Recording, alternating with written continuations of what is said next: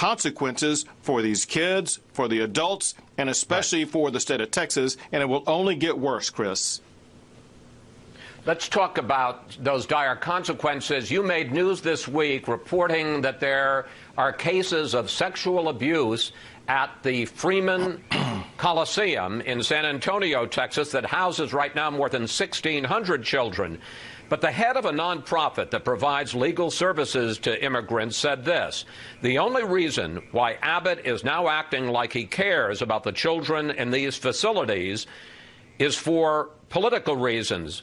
Governor, there were thousands of complaints of sexual abuse at migrant shelters during the Trump years.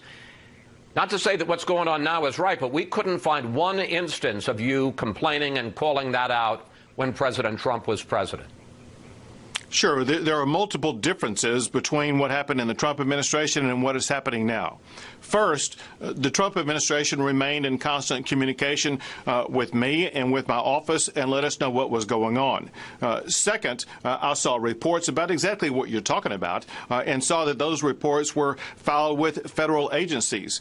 The one that I talked about earlier this past week were reports that were filed with state agencies, the Texas Health and Human Services Commission and the Department of Protective and Child Services, which is basically Child Protective Services. And so we have a duty to respond to any complaint about child sexual abuse in Texas, as well as to investigate it. And that's exactly what I did to make sure it was addressed. Chris, also, however, I must make clear that in addition to the complaints that we received, also the Bexar County Sheriff's Office, Bexar County is where San Antonio and that Freeman Coliseum is, they have already responded to at least 3 complaints of sexual abuse taking place there in San Antonio. But don't fall prey to Democrats or others saying, well, Abbott didn't complain about this in the past. What they need to focus on is exactly what I called attention to last month in Dallas, Texas, where I pointed out then that there were going to be instances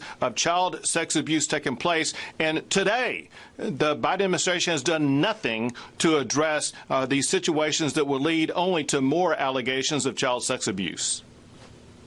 Governor, I want to